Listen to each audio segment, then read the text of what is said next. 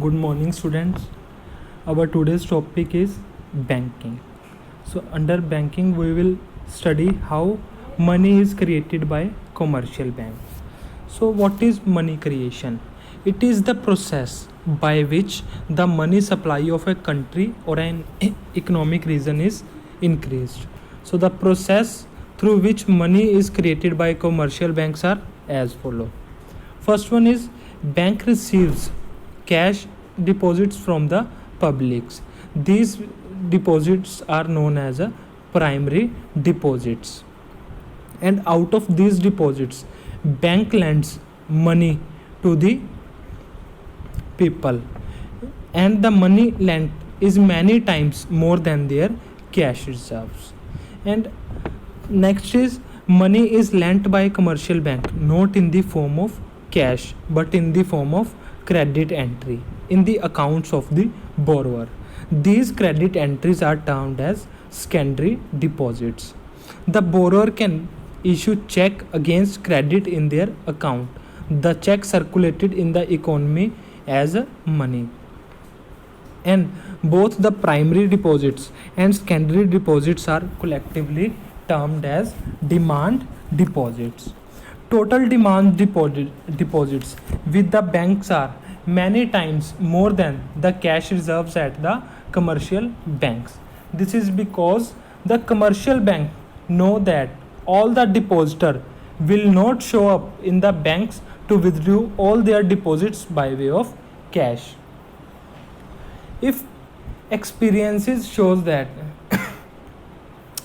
withdrawals are generally around 10% of demand deposits, the bank need to keep only 10% of deposits as a cash reserve. Means if the total deposits with the banks are 100 crore and banks assumes that only 10% of the demand deposits can be withdrawn by the customers, then the bank will keep a reserve of 10 crore with himself and use the remaining 90 crore for the purpose of lending money to the general public. All demand deposits serve as money supply in the economy, just like cash held by the people. And the last one is demand deposits serving as money supply is called bank money. Means demand deposits will be treated as a bank money. This is money created by the bank because this is circulating in the system not in the form of cash but in the form of checks issued by banks to the holder of demand deposits. So this is the process by which money is created by commercial banks.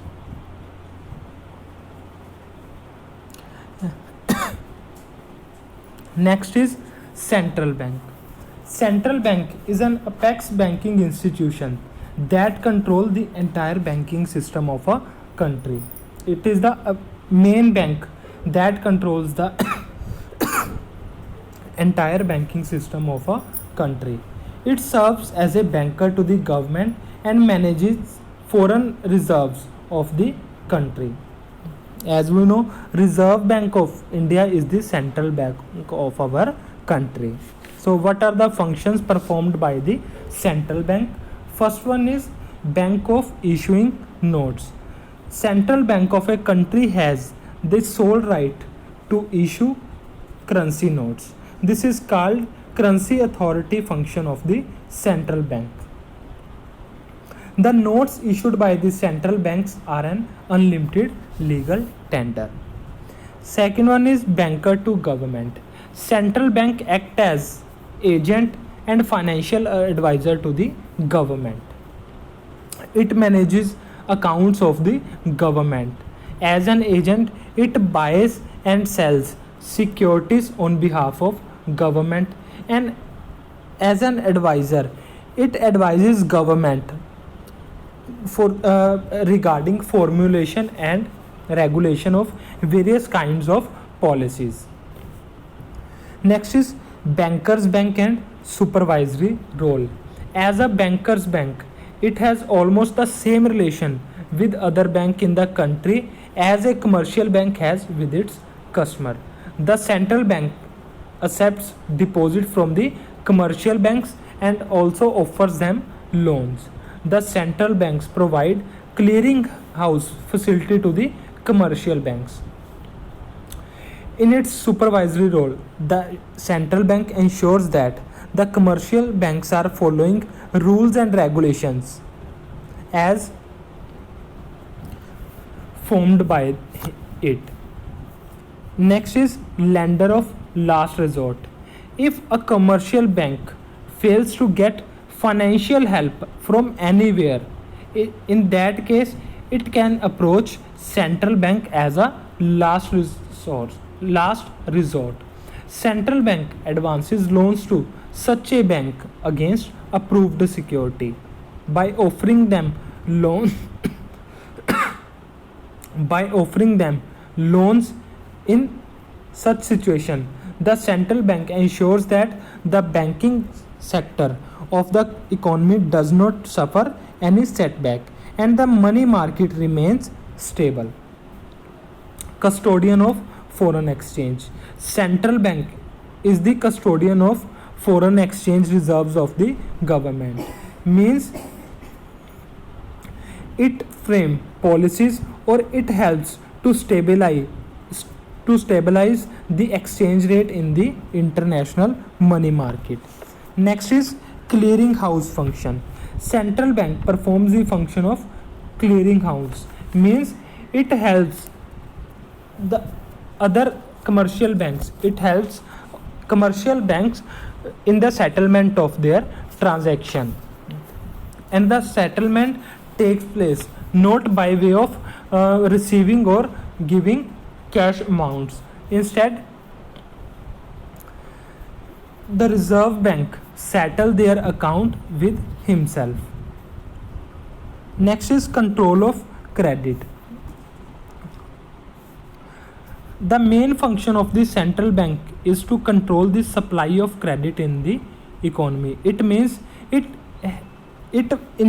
central bank increases or decreases the supply of money in the economy by way of regulating credit creation. The central bank needs to control the supply of money to cope with the situations of inflation and deflation. So these were the functions which are performed by a central bank. Next is difference between central bank and commercial bank. Central bank is the apex institution, the bank of all the bank in the country. All commercial banks functions under the control of central bank, whereas a commercial bank is that financial institution which accepts deposit from general public and offers loans to the people for the purpose of consumption and investment. Central bank regulates the supply of money. A commercial bank only contributes to the supply of money by way of credit creation. Central bank is custodian of foreign exchange reserves of the country. A commercial bank is not a custodian of foreign reserves of the country. And the last one is the main aim of central bank is to focus on growth and stability of the economy, whereas commercial bank, as the name suggests, tries to maximize his profits. So these were the points of differentiation between central bank and a commercial bank. Next is control of money supply. So there are basically two methods of controlling money supply in the market. They are classified as qualitative instruments and quantitative instruments. First one is quantitative instruments. Quantitative instruments are those instruments of credit which focus on the overall supply of money in the economy. Means supply of money is decreased to tackle inflation and it is increased to tackle deflation. So under quantitative instrument of credit control, Various kinds of measures are adopted by central bank, which are as follows. First one is bank rate. Bank rate refers to the rate of interest at which RBI lends money to the commercial bank. It relates to instant loan requirement of the commercial bank. If RBI wants to increase the supply of money in the economy, then it will decrease the bank rate, because with the decrease in bank rate, now it becomes easier for commercial banks to take loan from RBI, because now it will be cheap for them to take loan from RBI. So they will take loan from RBI and give more loans to the general public. And on the other hand, if RBI wants to decrease the supply of money in the economy, then he will increase the bank rate. With increase in bank rate, now loans will be costlier for commercial bank, so they will charge higher rate of interest from general public for their loans. So since the loan is more costlier, people will demand lesser amount of loans. So in this way, bank rate helps to create money. Next is open market operations. Open market operations refers to the sale and purchase of securities in the open market by the RBI on behalf of government. By selling the securities in the open market, the RBI soaks liquidity from the economy. Means if RBI wants to decrease supply of money in the economy, then he will sell these securities. And if RBI wants to increase the supply of money in the economy, then he will purchase the securities from the market. So in this way, open market operation helps. Next is repo rate. Repo rate is that rate at which RBI offers short period loans to commercial banks by buying the government securities in the open market. In fact, it is a repurchase rate.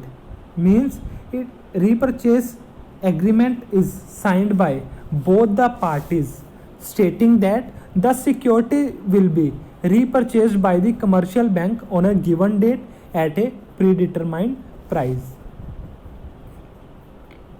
Next is reverse repo rate. The rate at which RBI accepts deposit from the commercial bank is called reverse repo rate. It is called reverse repurchase rate. Next is cash reserve ratio.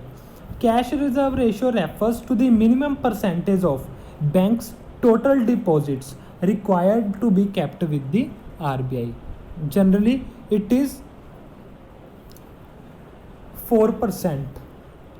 At present, it is 4% as set by the RBI. Means if a bank has deposits of rupees 100 crore, then that bank is required to deposit 4 crore with the Reserve Bank of India as a cash reserve ratio. So if the RBI wants to increase the supply of money in the economy, then he will lower the cash reserve ratio. And if the bank wants to decrease the supply of money in the economy, then he will increase the cash reserve ratio. Next is statutory liquidity ratio. In case of cash reserve ratios, banks are required to maintain reserve with RBI in the form of cash. But in case of SLR, statutory liquidity ratio, bank is required to maintain a fixed percentage of its assets in the form of liquid assets called SLR. Liquid assets are in the form of cash, gold and marketable securities. and banks does not require to make the reserve with RBI. The banks are required to maintain these reserves with themselves. So these are the quantitative techniques used by banks to control credit in the economy.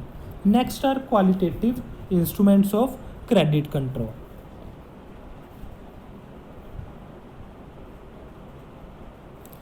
Qualitative instruments are those instruments of credit control which focus on select sector of the economy. These instruments are used to increase or decrease the supply of money to select sectors of the economy. So these are classified as follow. First one is margin requirement.